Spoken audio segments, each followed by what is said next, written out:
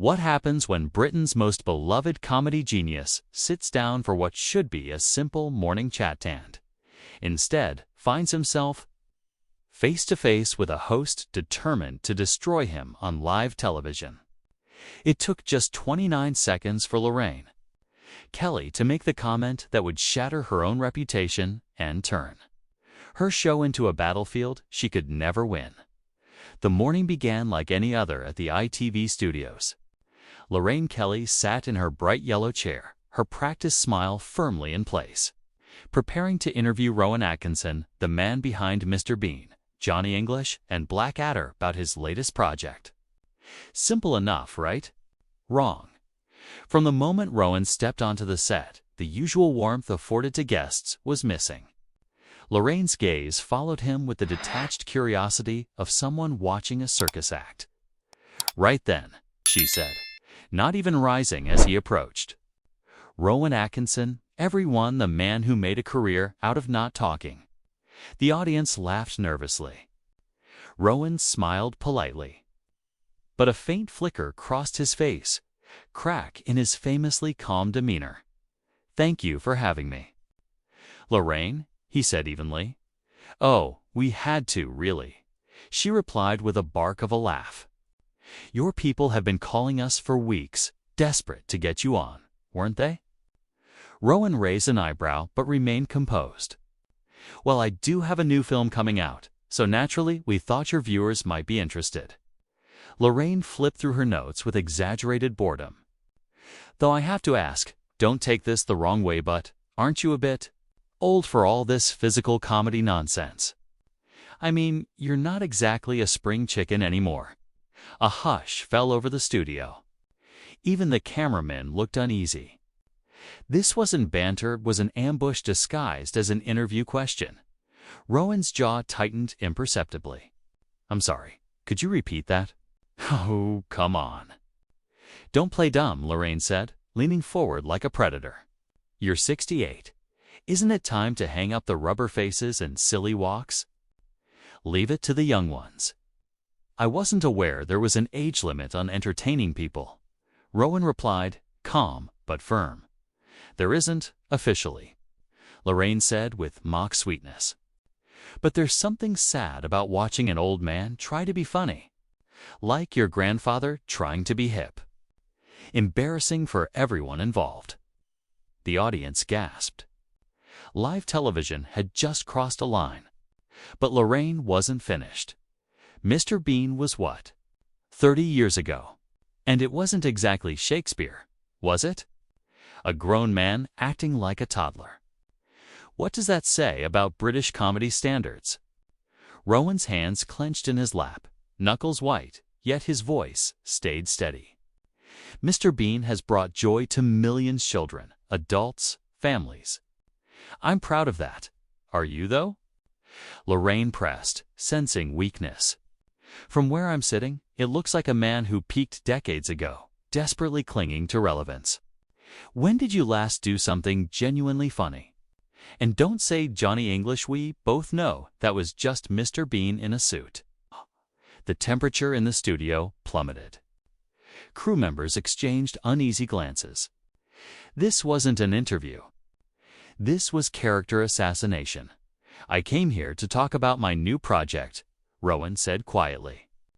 Not to be psychoanalyzed by someone who thinks morning TV makes them qualified to judge artistic merit. "Artistic merit," Lorraine laughed, slapping her knee. "Listen to him, artistic merit from the man who built a career pulling faces and falling over." She turned to the audience, expecting laughter. Silence. "You know what I think," she continued, venom in her tone. "I think you're jealous. Jealous of real comedians, people like Jimmy Carr. Sarah Millican, people with wit and intelligence who don't need playground antics to get a laugh." Rowan's composure began to crack. His eye twitched. His breathing changed. The man who had spent his career graciously facing the public was being pushed to his limit. "Those are fine comedians," he said, voice tight but controlled. "But comedy isn't a competition, Lorraine. There's room for different styles, different approaches." Is there, though? She shot back. Because it seems your style went out with the arc. Physical comedy is dead, Rowan, dead and buried. The sooner you step aside for people with actual talent, the better off we'll all be. That was it. The moment everything changed. Rowan Atkinson, the man who had made the world laugh for 40 years, who had never publicly spoken ill of anyone, had finally heard enough. He leaned forward, eyes locked on Lorraine's, voice low, but carrying decades of dignity, authority, and quiet fury. "Talent," he said slowly.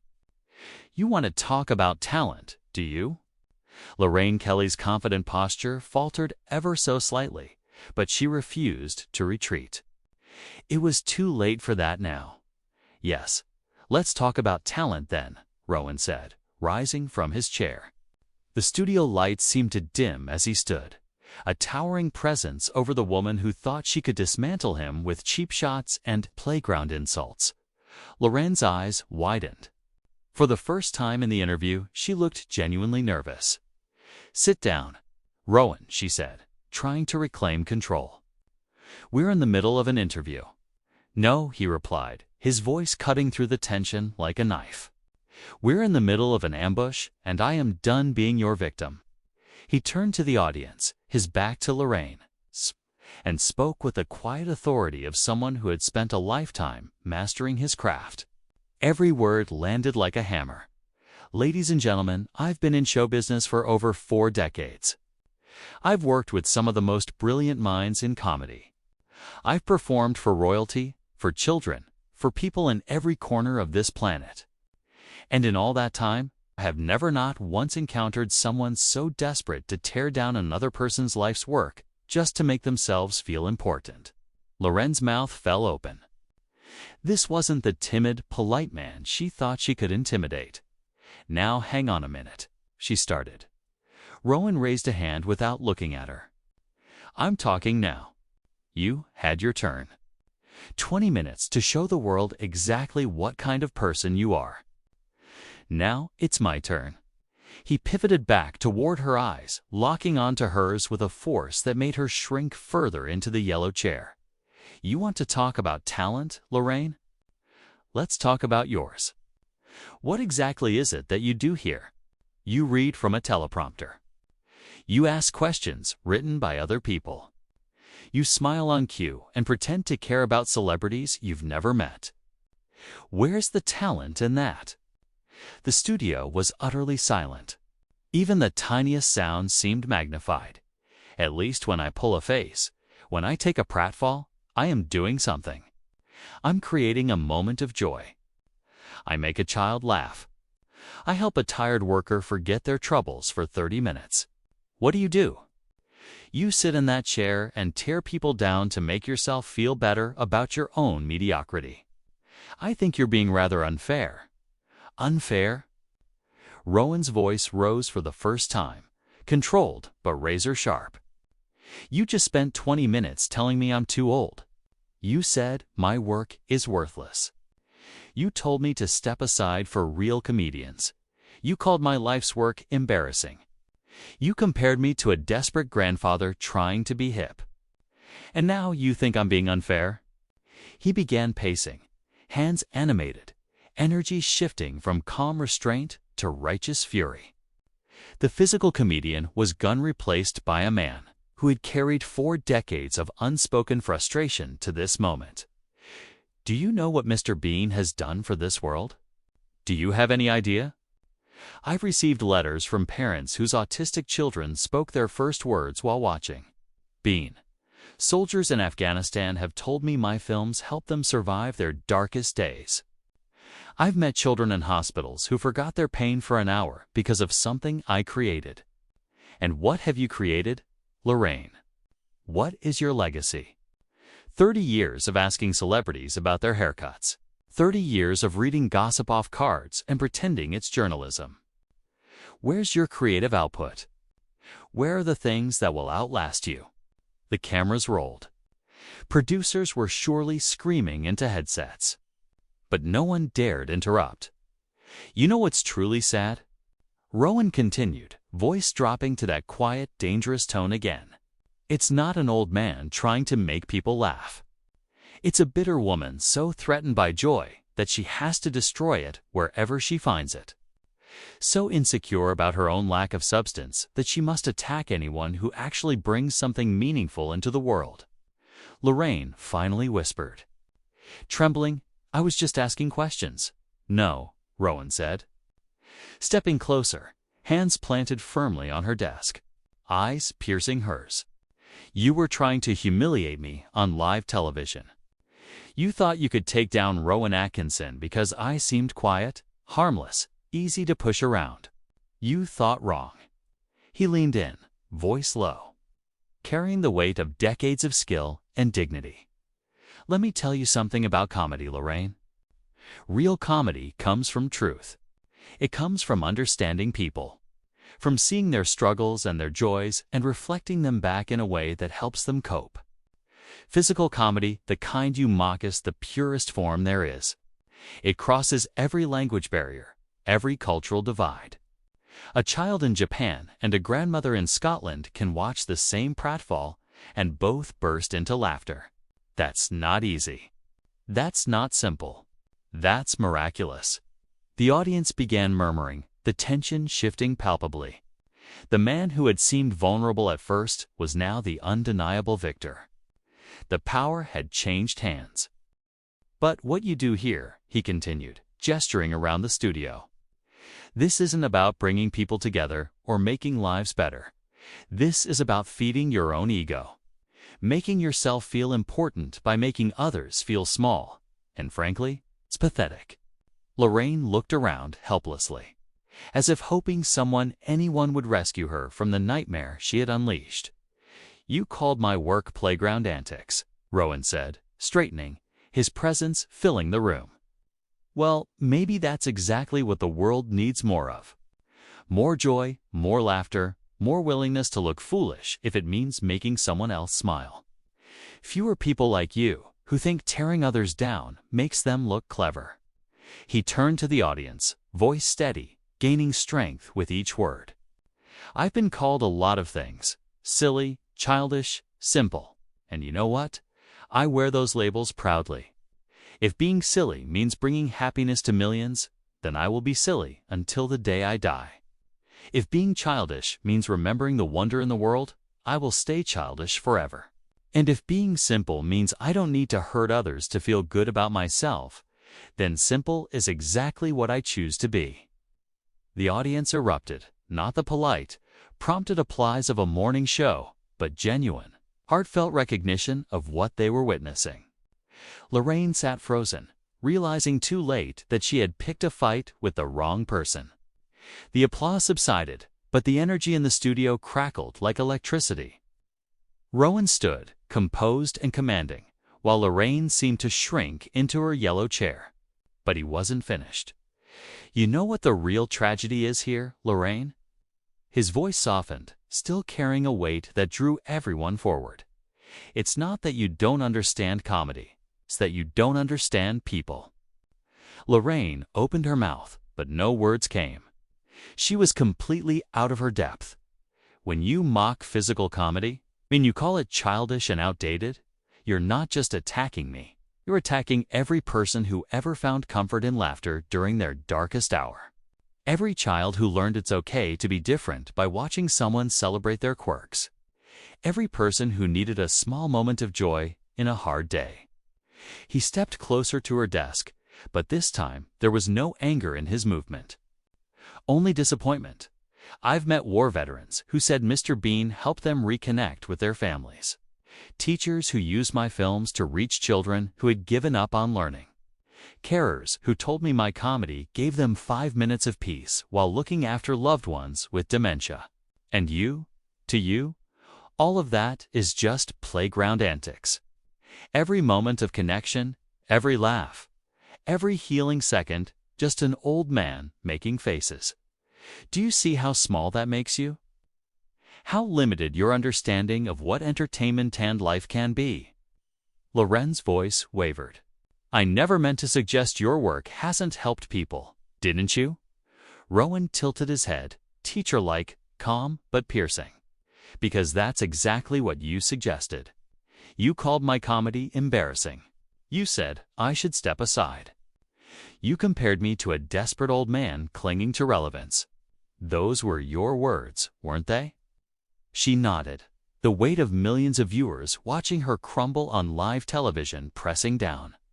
But here's the truth, Lorraine, he said, turning to include the audience, widening the scope of his message. This isn't about me anymore. It's about the kind of person you choose to be. We live in a world growing crueler every day. People hide behind screens to tear others down. They mock anyone vulnerable, anyone different, anyone joyful. They've forgotten that kindness is strength, and bringing happiness to others is one of the highest callings a person can have. The audience was spellbound. Rowan wasn't defending his work anymore.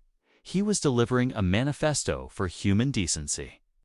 And then someone like Lorraine gets a platform, a microphone, the chance to reach millions every morning. And what does she do with that power? She uses it to belittle. To tell a man who has dedicated his life to bringing joy that his work is worthless. The studio held its breath. Even the hum of the cameras seemed suspended. Rowan Atkinson had transformed the interview. The predator had become the lesson, and the lesson was devastatingly clear. Lorraine looked like she was about to cry. The makeup that had seemed flawless at the start of the show was now smudged and uneven. But here's what you don't understand. Rowan continued, his voice growing stronger again. You can't diminish light by pointing out darkness. You can't make yourself taller by cutting others down. And you certainly can't understand art by reducing it to your own narrow, bitter perspective. He walked back toward his chair, but didn't sit. Instead, he stood beside it, one hand resting on the back, exuding a calm dignity that far outshone Lorraine in her own studio. Physical comedy isn't just about making people laugh, he said, voice deliberate and measured, though that alone would be enough. It's about showing people it's okay to fail spectacularly. It's about proving that dignity isn't never looking foolish, it's about getting back up after you fall. It's about teaching children that being different is not something to hide. The cameras captured every nuanced each pause, every expression, every gesture emphasizing his words. Mr. Bean doesn't speak because he doesn't need to. His humanity shines through his actions, his expressions, his mistakes. He connects with people who feel like outsiders because he is an outsider who never stops trying. That's not childish, Lorraine. That's profound. Lorraine made one last desperate attempt to regain control. Well, I think we can agree that no. Rowan cut her off firmly. We can't agree. We don't share the same values. You value cynicism. I value wonder. You value tearing down. I value building up. You value making people feel small. I value making people feel they belong in this world. He straightened his jacket and faced the camera, speaking directly to every viewer at home, to anyone out there creating, putting themselves out there to make the world a little brighter. Don't let people like this discourage you. The world needs your art, your humor, your perspective. Don't let bitter people convince you that joy is somehow less valuable than criticism. Then he did something that stunned everyone. He smiled, not the polite, rehearsed smile he had worn at the start, but a warm, genuine smile that reminded everyone exactly why they had fallen in love with him in the first place. Thank you all for listening, he said to the audience. And thank you, Lorraine, for reminding me why I do what I do. Sometimes we need to meet people who have forgotten how to find joy in order to remember how precious it is. Without another word, he walked toward the exit. The audience leaped to their feet, applauding louder than they ever had for a morning show guest. Some wiped away tears. Others smiled so broadly it seemed impossible their faces could hold it all. Lorraine sat frozen, alone at her desk, surrounded by the wreckage of her own making. She had started the interview thinking she could embarrass a quiet comedian. Instead, she had been systematically dismantled by a master of human nature who had just reminded an entire nation what real class looked like. As Rowan reached the studio door, he paused and turned back one final time. "Oh, and Lorraine," he said, voice carrying across the stunned silence. "The next time you want to interview someone about their life's work, you might want to actually watch some of it first. You'd be amazed what you can learn when you approach something with an open mind instead of a closed heart." The door closed behind him with a soft click that sounded like the final note of a symphony. The audience's applause continued until the producers finally cut to commercial, leaving Lorraine Kelly alone with the consequences of her cruelty and the knowledge that she had just been outclassed by a man she had tried to humiliate. The greatest physical comedian of his generation had just delivered the performance of a lifetime without pulling a single face or taking a single pratfall. He had used nothing but words, wisdom, and an unshakable belief in the power of human kindness to turn a vicious attack into a masterclass in dignity. And somewhere in the silence that followed, you could almost hear the sound of a career ending and a legend being